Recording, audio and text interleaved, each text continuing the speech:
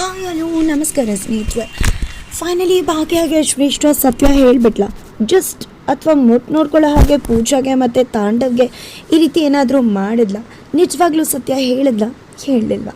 ಏನಾಗ್ತಿದೆ ತಿಳ್ಕೊಬೇಕು ಅಂದರೆ ಈಗಲೇ ನಮ್ಮ ಈ ಚಾನಲ್ನ ಸಬ್ಸ್ಕ್ರೈಬ್ ಮಾಡಿ ಹಾಗೆ ಒಂದು ವಿಡಿಯೋವನ್ನು ಪೂರ್ತಿಯಾಗಿ ನೋಡಿ. ಇಲ್ಲಿ ಭಾಗ್ಯ ಕೆಲಸ ಹುಡ್ಕೊಂಡು ಹೋಗಿದ್ದಾಳೆ. ಒಂದೇ ಸೋಲನ್ನು ಕಾಣ್ತಾಳೆ. ಬಟ್ ನಂತರ ಹೋಗಿರೋ ಕಡೆ ಅವಳಿಗೆ ಕೆಲಸ ಸಿಗತ್ತೆ. ಅವಳ ಕೈ ರುಚಿ ಇವತ್ತು ಅವಳ ಸಂಸಾರನ ಕೈ ಹಿಡ್ತದ. ಭಾಗ್ಯ ತುಂಬ ಚೆನ್ನಾಗಿ ಕಾಫಿ ಮಾಡ್ತಾಳೆ. ಕಾಫಿ ಕೊಡ್ತಿದ್ದೆ ಓನರಂತೂ ಅಮೃತ ಕೊಡ್ದಾಗ ಆಗ್ತದೆ. ಇನ್ನು ಈ ಹುಡುಗಿ ಕೈಲೇ ಕಾಫಿ ಮಾಡಿಸಿ ಎಲ್ರಿಗೂ ಕೊಡಪ್ಪ ಅಂತ ಹೇಳ್ತಾರೆ. ಭಾಗ್ಯ ಅಂತೂ ತುಂಬಾ ಖುಷಿ ಆಗುತ್ತೆ. ನಾನು ತುಂಬ ಚೆನ್ನಾಗಿ ಅಡುಗೆ ಮಾಡ್ತೀನಿ ಅಂತ ಕೂಡ ಹೇಳ್ತಾರೆ. ನಾನು ಎಲ್ಲ ರೀತಿಯ ಅಡುಗೆ ಕೂಡ ಮಾಡ್ತೀನಿ. ಗೃಹ ಪ್ರವೇಶದಲ್ಲಿ ನಾನು ನನ್ನ ತಂಗಿ ಸೇರಿಕೊಂಡು ಒಂದು ಎಡ್ವರ್ಟ್ ಆಯಿತು. ಎಲ್ರಿಗೂ ಕೂಡ ಅಡುಗೆ ಮಾಡಿದ್ವಿ. ಅತ್ತೆ ಕೂಡ ಹೋಗಲಿದ್ರು ಅಂತಾರೆ. ಈ ನಮ್ಮ ಸಂಬಳ ಎಕ್ಸ್ಪೆಕ್ಟ್ ಮಾಡ್ತೀಯ ಅಂದಾಗ ನನಗೆ ಗೊತ್ತಾಗೋದಿಲ್ಲ ಸರ್ ಅಂತಾರೆ. ಏನು ಕೆಲಸ ಮಾಡಲಿ ಅಂದಾಗ ತುಂಬ ಚೆನ್ನಾಗಿ ಕಾಫಿನೇ ಮಾಡ್ತೀಯ ಅಲ್ವಾ, ಕಾಫಿನೇ ಮಾಡು ಅಂತ ಹೇಳ್ತಾರೆ. ಜೊತೆಗೆ ನಿನಗೆ 13,000 ಸಂಬಳ ಕೊಡ್ತೀನಿ, ಬೆಳಗ್ಗೆ 6 ಗಂಟೆಗೆ ಬಂದುಬಿಡ್ಬೇಕು ಅಂತಾರೆ. ಆದರೆ ಬೆಳಗ್ಗೆ ಬರೋಕ್ಕಾಗೋದಿಲ್ಲ ಅಂದಾಗ ಆ ರೀತಿ ಆದರೆ ಹೇಗಮ್ಮ, ನಮಗೆ ಬೆಳಗ್ಗೆನೇ ಅವಶ್ಯಕತೆ ಇದೆ, ನೀನು ಆಗಲೇ ಬರಲ್ಲ ಅಂದರೆ ನಾವು ಏನೂ ಕೂಡ ಮಾಡೋಕ್ಕಾಗೋದಿಲ್ಲ, ಬೇರೆಯವ್ರನ್ನ ನೋಡ್ಕೋಬೇಕಾಗತ್ತೆ ಅಂತಾರೆ. ಇಲ್ಲ ಸರ್ ನನಗೆ ಎಕ್ಸಾಮ್ಸ್ ಇದೆ, 10th ಸ್ಟ್ಯಾಂಡರ್ಡ್ ಎಕ್ಸಾಮ್ ಬರೀತಾ ಇದ್ದೀನಿ ಅಂತ ಹೇಳಿದಾಗ ಎಲ್ಲರೂ ಗೊಳ್ಳಂತ ನಗ್ತಾರೆ. ಯಾಕೆ ನಗ್ತಿದ್ರೆ? ಈ ಒಂದು ಏಜಲ್ಲಿ ಎಕ್ಸಾಮ್ ಬರೆಯೋದು ಅಂದರೆ ಕಡಿಮೆನಾ? ಅದಕ್ಕೆ ತುಂಬ ಧೈರ್ಯ ಬೇಕು. ನೀನು ಸಾಮಾನ್ಯ ಹೆಣ್ಮಗಳಲ್ಲ ಅಮ್ಮ, ನೀನು ಏನೋ ಅಚೀವ್ ಮಾಡ್ತೀಯ ಅಂತ ಹೇಳ್ತಾರೆ. ಖಂಡಿತ ಅಮ್ಮ, ನಿನಗೋಸ್ಕರ ಹೆಲ್ಪ್ ಮಾಡಿದ್ರೆ ಖಂಡಿತ ನಮಗೂ ಕೂಡ ಒಳ್ಳೆಯದಾಗತ್ತೆ. ನಾನು ಅಲ್ಲಿವರೆಗೂ ಬೇರೆಯವ್ರನ್ನ ಅಡ್ಜಸ್ಟ್ ಮಾಡ್ಕೊಂಡಿರ್ತೀನಿ. ಆಮೇಲೆ ನಾಳೆಯಿಂದನೇ ಬರಬೇಕು ಅಂತಾರೆ. ಖಂಡಿತ ನಾಳೆ ಮಧ್ಯಾಹ್ನದಿಂದನೇ ಬರ್ತೀನಿ.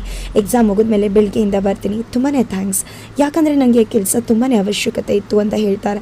ಈ ಕಡೆ ಭಾಗ್ಯಗೆ ಆಗ್ತಿರೋ ಖುಷಿ ಅಷ್ಟಿಷ್ಟಲ್ಲ. 13,000 ಸಂಬಳ ತನ್ನ ಮಕ್ಕಳು ಮತ್ತು ಅತ್ತೆ ಮಾವನ ಹೊಟ್ಟೆ ತುಂಬಿಸ್ಬೋದು, ಹೇಗೋ ಸಂಸಾರ ನೇಯಿಸ್ಬೋದು ಅಂತ. ಬಟ್ ಇನ್ನೂ ಕೂಡ ಕೆಲಸ ಮಾಡಬೇಕು, ಇಷ್ಟು ಸಂಬಳ ಸಾಕಾಗಲ್ಲ ಅಂತ ಕೂಡ ಗೊತ್ತಿದೆ. ನಂತರ ಈ ಕಡೆ ತರಕಾರಿ ತೊಗೊಂಡು ಹೋಗೋಣ ಅಂತ ಬರ್ತಾಳೆ. ಬಟ್ ಆ ಕಡೆ ತನ್ವಿ ಒಬ್ಬಳೇ ಬಂದಿದ್ದಾಳೆ. ಏನಿದು ಒಬ್ಬಳೇ ಬಂದಿದ್ಯಾ ಅಂತ ಕೇಳ್ತಿದ್ರೆ, ಅದು ಅಜ್ಜಿ ಅಮ್ಮ ಸ್ಕೂಲಲ್ಲೇ ಉಳ್ಕೊಂಡ್ರು, ನೀನು ಹೋಗು ನಾನು ಬರ್ತೀನಿ ಅಂತ ಹೇಳಿದ್ರು, ಅದಕ್ಕೋಸ್ಕರ ಬಂದೆ ಅಂತ ಹೇಳ್ತಾಳೆ.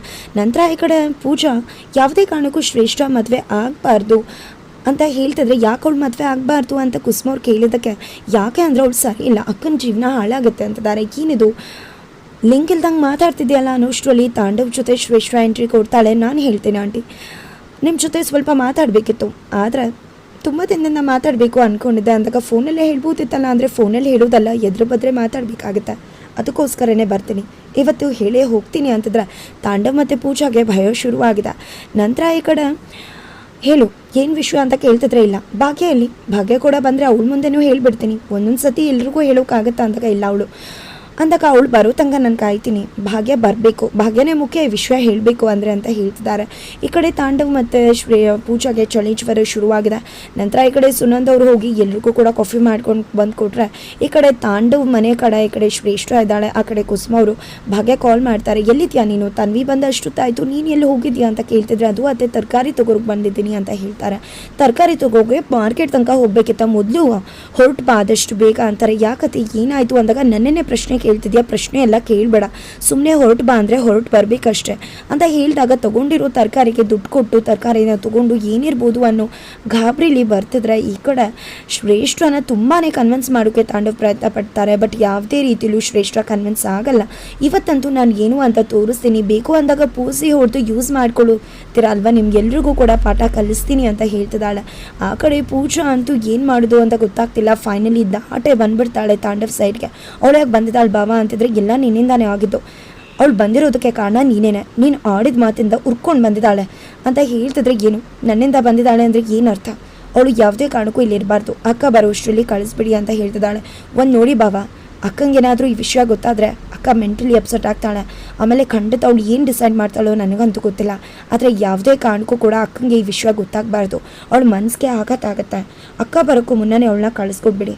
ಇಲ್ಲ ಅಂದರೆ ಅಕ್ಕ ಏನಾದ್ರು ಕೆಟ್ಟದಾಗಿ ಡಿಸೈಡ್ ಮಾಡಿದ್ರೆ ಖಂಡಿತ ನಾನು ಪೊಲೀಸ್ ಸ್ಟೇಷನ್ಗೆ ಕಂಪ್ಲೇಂಟ್ ಕೊಡೋದಂತೂ ನಿಜ. ನೀವಂತೂ ಪೊಲೀಸ್ ಅವರ ಅತಿಥಿ ಆಗಬೇಕಾಗುತ್ತೆ, ಹೇಳ್ತಾ ಇದ್ದೀನಿ ಕೇಳಿ ಅಂತ ಹೇಳ್ತಿದ್ದಾರೆ. ಈ ಕಡೆ ಕುಸುಮವ್ರು ಬರ್ತಾರೆ. ಕುಸುಮವ್ರು ಬಂದಿದೆ. ಈ ಕಡೆ ಪೂಜಾನ ನೋಡಿ ಪೂಜಾ ಅಂತ ಹೇಳಿ ರೇಗ್ತಿದ್ದಾರೆ. ಬಿಕಾಸ್ ಮನೆ ದಾಟಿ ಹೋಗಿದ್ಯಾ, ಅವ್ರ ಮನೆಗೆ ಹೋಗೋ ಕರ್ಮ ನಿನಗೆ ಇದೆ, ಏನು ಮಾತಾಡಬೇಕಿತ್ತು ನೀವು ಅಂತ ಹೇಳ್ಕೊಂಡು ಬರ್ತಾರೆ.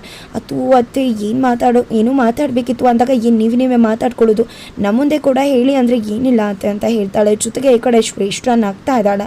ನಂತರ ಈ ಕಡೆ ಪೂಜಾ ಅಂತೂ ಅಯ್ಯೋ ಅಕ್ಕಂಗೆ ನಿಜವಾಗ್ಲೂ ಏನು ಬೇಕಿದ್ರೂ ಸಹಿಸ್ತಾಳೆ, ಆದರೆ ಈ ವಿಷಯ ಅಂತೂ ಸಹಿಸಲ್ಲ.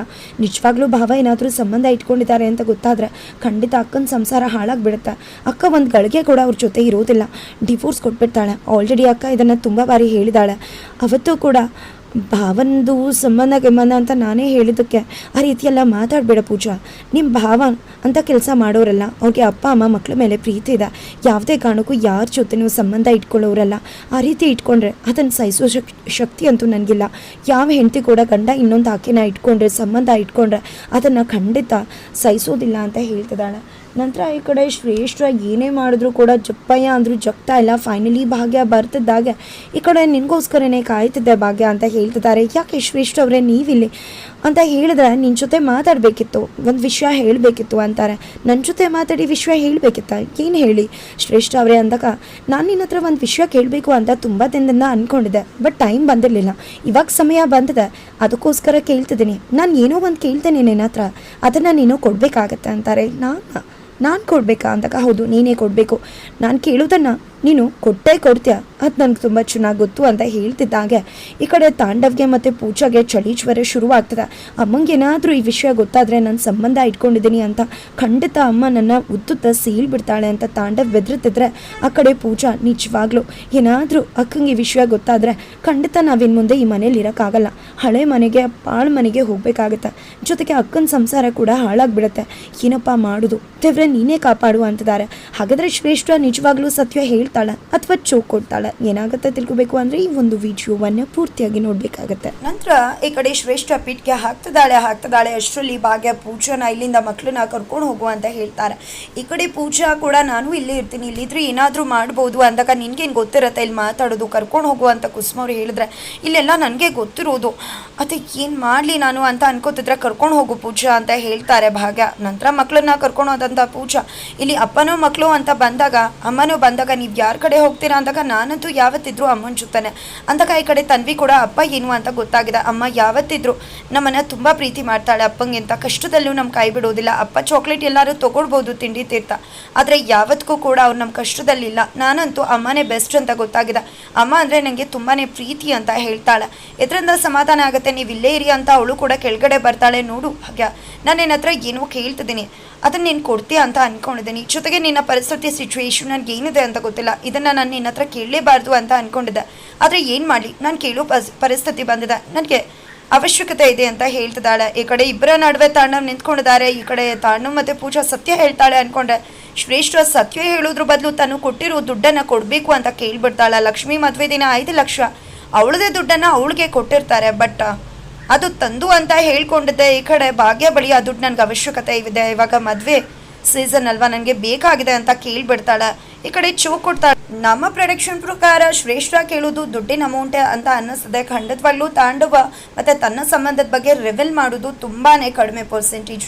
ಹಾಗಾದರೆ ಶ್ರೇಷ್ಠ ನಾವು ಅನ್ಕೊಂಡಾಗೆ ದುಡ್ಡನ್ನು ಕೇಳೋದ್ರ ಮುಖಾಂತರ ಇಲ್ಲಿ ತಾಂಡವ್ ಮತ್ತು ಪೂಜಾಗೆ ಚೋಕ್ ಕೊಡ್ತಾಳೆ ಅಥವಾ ನಿಜ ಹೇಳ್ತಾಳೆ ತಿಳ್ಕೊ. ಮುಂದಿನ ವಿಡಿಯೋಗೋಸ್ಕರ ವೀಚ್ ಮಾಡೋದನ್ನು ಮರಿಬೇಡಿ.